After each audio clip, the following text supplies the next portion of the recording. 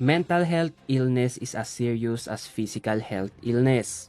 Ito ang laging paalala ng Mental Health Unit ng City Health Services Office sa publiko dahil tulad ng ibang karamdaman, ang mental health illness ay nangangailangan din ng gamutan.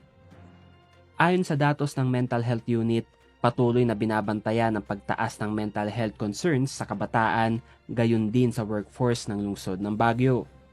Ayon pa sa kanila, magandang indikasyon pa rin ito dahil mas nabibigyang importansya na ang mental health katulad ng ibang aspetong pangkalusugan.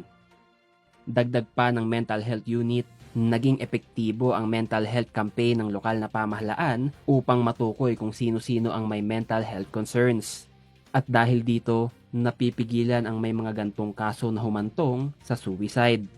Isang dahilan kaya bumaba ang kaso ng completed suicide kung ikukumpara nitong nakaraang taon.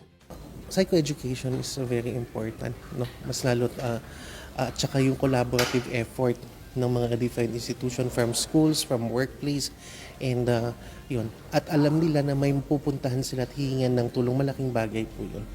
Okay, malaking bagay po yun na factor na magpapababa sa kaso natin when it comes to suicide. Lalo-lalo na sa may mental health concern, nakakaranas ng iba't ibang mental illness, no? Alam nila kung saan sila pupunta, alam nila na safe sila, alam nila na walang judgment sa pupuntahan nila. Payo naman ng Mental Health Unit sa publiko, huwag gawing katatawanan ang mental health. Pagkus, dapat itong seryosohin. Let's take seriously mental health. Because mental health is just like any other disease.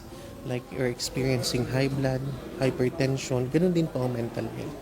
Kailangan may gamot, kailangan ng tulong ng buong community, kailangan ng tulong ng pamilya para mas epektibo po ang paggaling ng isang taong nakakaranas nito at maiwasan natin ang komplikasyon which is suicide.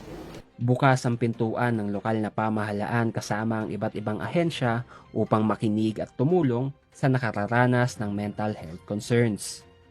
Conan Gulapa para sa PIO, Baguio Balita.